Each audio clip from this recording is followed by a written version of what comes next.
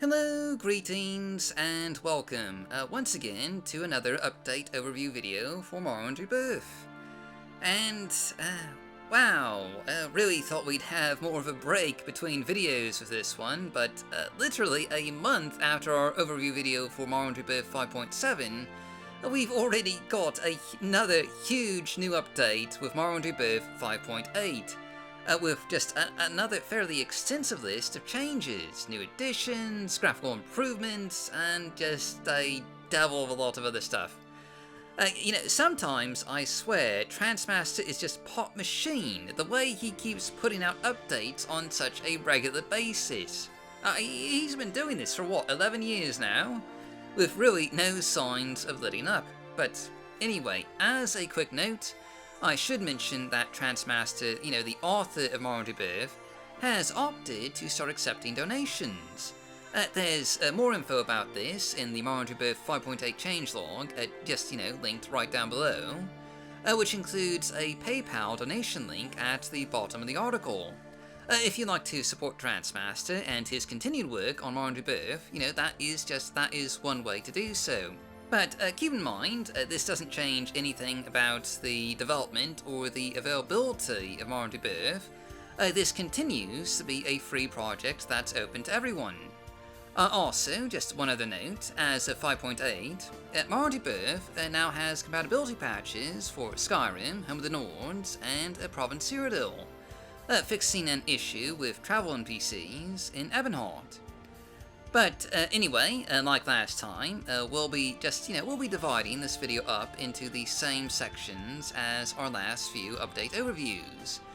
Taking a look at all the major changes in 5.8 for city overhauls, landscapes, dungeons, graphical additions, new items, and gameplay improvements. With comparison footage, where possible and where relevant, of Morrowind Rebirth 5.7. So you can just see how these areas looked before and after the new update has been applied. And again, we'll be showing the before footage first, followed with new footage from 5.8. As always, downlinks and a link to the changelog for 5.8 can, just be found right down below. So, with all that said, let's begin. Sooner than expected with the major updates made in 5.8 to towns and cities, starting with Ebonheart. In recent years, Ebonheart has really seen just quite a few overhauls and visual changes in Morrowind Rebirth. Most recently with the 5.6 update, which changed some miscellaneous details around the town's main plaza. But today's 5.8 update specifically focuses on the Ebonheart docks. And real quick, you can see what those docks used to look like in 5.7 here. And now you can see those docks again in Rebirth 5.8. And there's a few notable changes here. The first of which is a new stone pier just jutting out to the side, providing a more stable docking platform for, long ships and other just, deep water vessels. And the second change is a new curved dock, with, just connecting the two stone piers, where skiffs, rowboats, and smaller vessels can just be tied up. These curved docks do just continue a pattern with Morrowind Rebirth that was started, back in 5.6 with Dragonfell, with each new update just adding curved docks to one new city, just, somewhere in the game world. It kind of makes you wonder, right? Like, what town will be getting curved docks in 5.9? But this isn't the only change in Ebonheart. The other one is an overhaul for the interior of the Imperial chapels. And you can see this interior from 5.7 here, which is largely unchanged from vanilla. Just other than a little bit of just, rearranging here on the entry level. Moving on to 5.8, the entry chambers, the Imperial chapels, are, still pretty much the same. But the interior has been expanded just a fair bit with new chambers just, down below. With a new side chapel in one wing, a dining room with chairs, a table, and a shelf full of supplies, Not to mention a locked storage room and a small bedroom. Just in addition to the common quarters that you could already find in the vanilla game. This basically just doubles the size of the Imperial chapels, and for the most part, these are fairly immersive little additions here. But going on, we're next just going to be taking a look at the updates made to the city of Maar Gan, a veteran settlement that last saw a major overhaul just way back in Rebirth 4.6, almost exactly 4 years ago. You can see our before footage from Rebirth 5.7 here, and for the most part, it's pretty much the same as the original 4.6 overhaul that just completely changed the upper parts of the city, giving the Shrine of Maar Gan a more prominent position overlooking the city. Now, taking a look at Rebirth 5.8, the city has seen some minor cosmetic changes, with a new garden in the central plaza, more cluttering with awnings, crates, and other various containers, more NPCs wandering about town, giving Maar Gan a slightly more, lively feeling, and just a few cosmetic additions to the drinking well in the upper plaza, alongside some just minor landscape changes. Basically, this update just fleshes out the city a bit more. Though it is, again, a fairly cosmetic update for the most part. Next up is Balmora, which has once again seen some fairly minor exterior updates. This time around, focusing on the walls just surrounding the city. Pay close attention to the video here with Rebirth 5.7 and just keep an eye on those exterior walls. And here you can see the 5.8 update, and the changes here are just really fairly minor. Mostly just a few adjustments to the walls, and their height has also just been increased a bit. Just to make it a bit more difficult for people to simply jump over them. There's also been some just minor performance improvements made to the Odai Canal.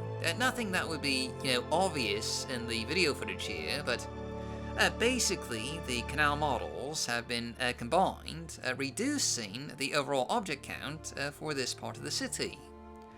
Real quick, just as a note, Rebirth 5.8 has also added in a little treasure vault to the Hlaalu Council Manor in Balmora.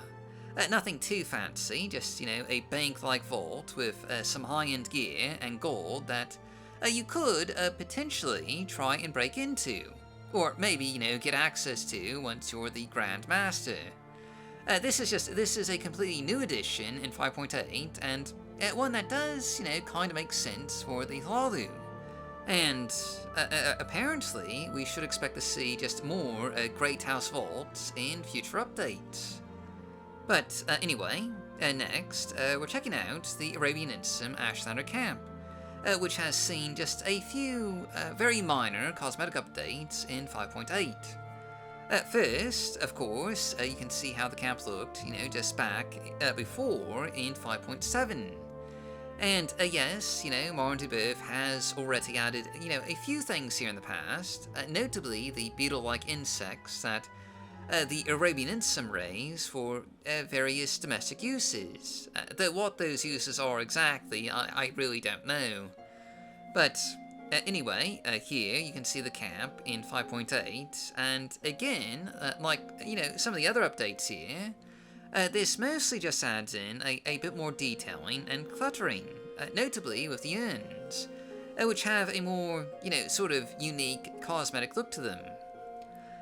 This is pretty much exactly what Rebirth 5.7 did with the Ashlander camps and the Grazelands.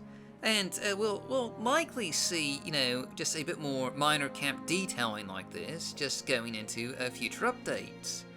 But moving on, we're next just going to be focusing on, the interior side of things, starting with Fort Pelagiad.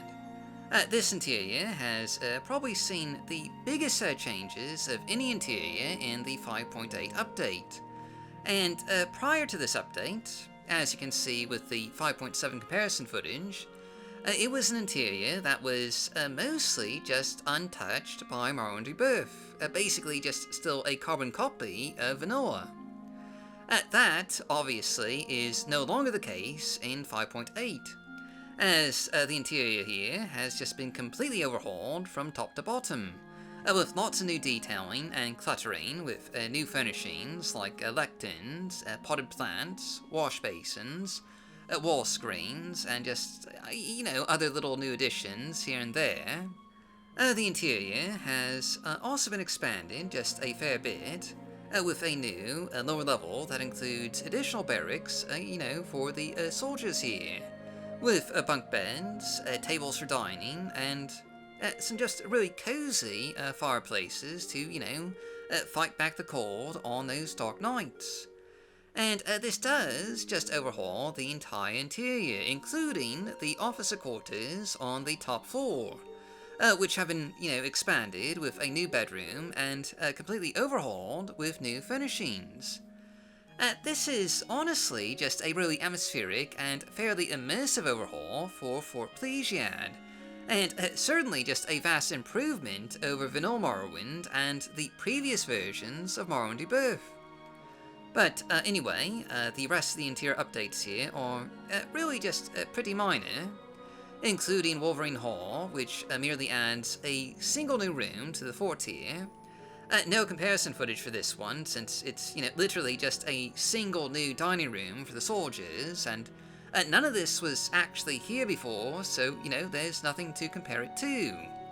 But finally, the last major interior update with regards to towns and cities is Fort Moonmoth, which has seen a very, very minor change in the officer's bedroom, with the bed and lamp just, swapped out between 5.7 and 5.8, as you can just, see here. Moving on to landscape changes and overhauls, the Shrine of Azura is the only real landmark outside of towns and cities to see a major change in 5.8.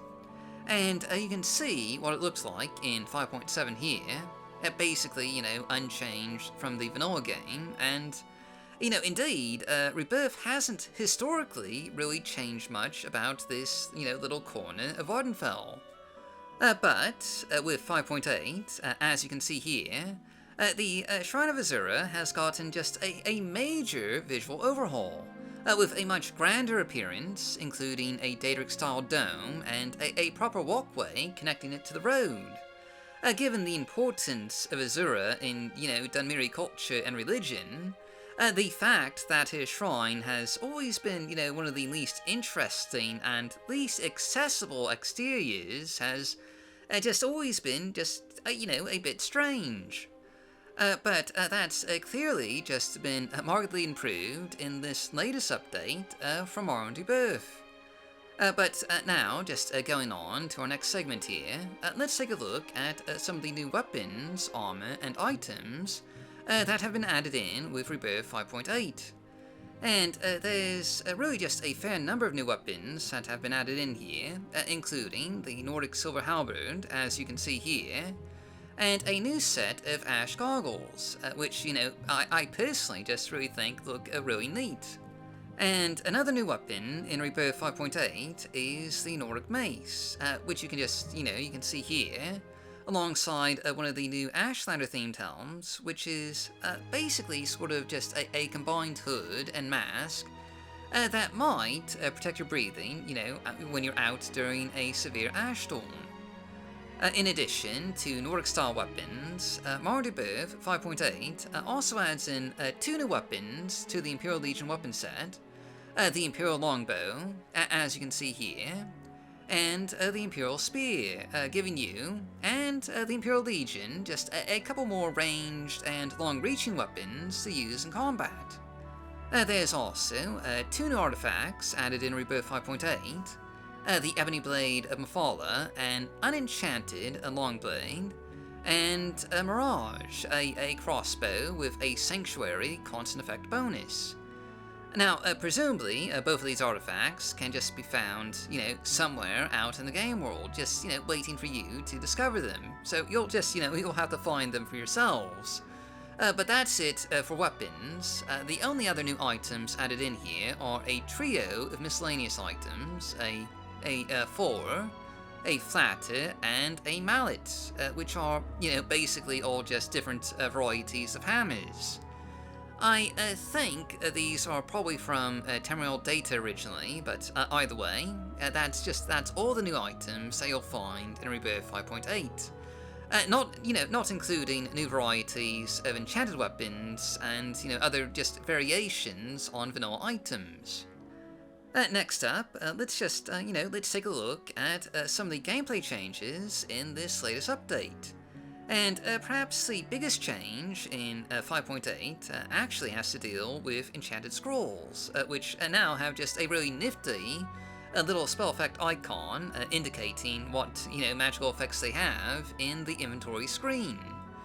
Depending on how many spell effects an enchanted scroll might have, they might just get a slightly different little icon to just indicate what they do.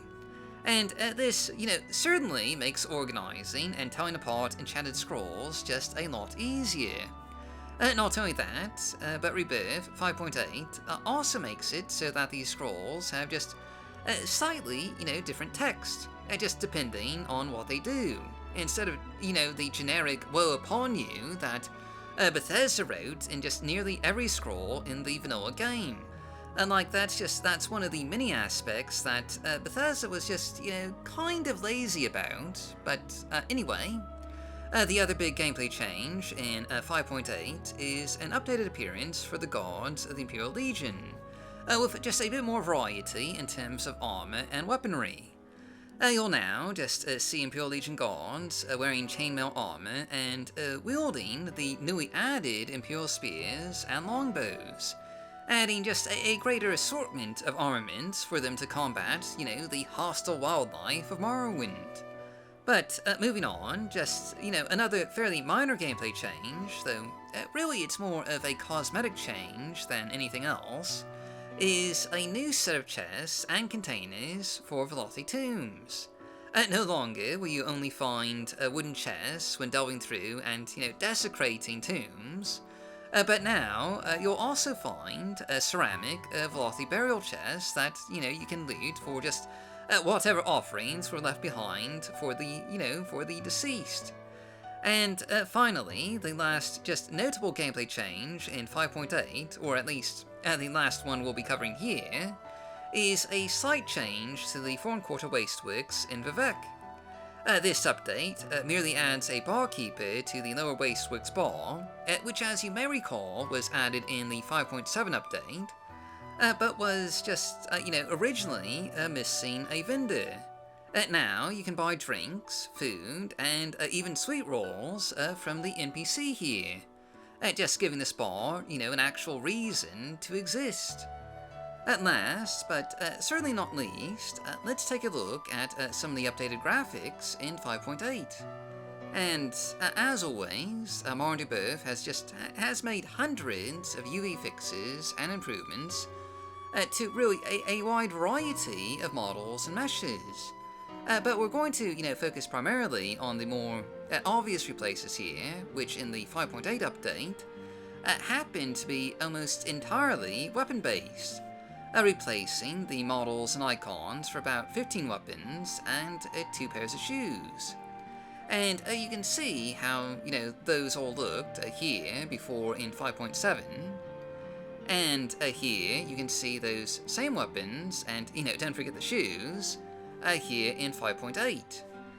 Now, specifically, this update includes a new model and icon replaces for the Ebony Dagger, Longsword, and Claymore, the Imperial Dagger, Longsword, and Claymore, the Steel Claymore, a special artifact weapon like Ramacold has been replaced, enchanted weapons like Mephal's Teacher, Steel Jinx Blade, the Aegis, Dagger of Judgment, and Racerbeak have also just all been given a new look, And there's also replaces for the Chiton Longsword and the Sanguine shoes of stalking and leaping.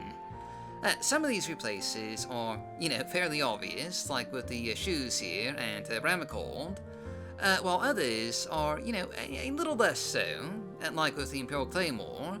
But either way, there's a fair number of changes, made to the weapons here.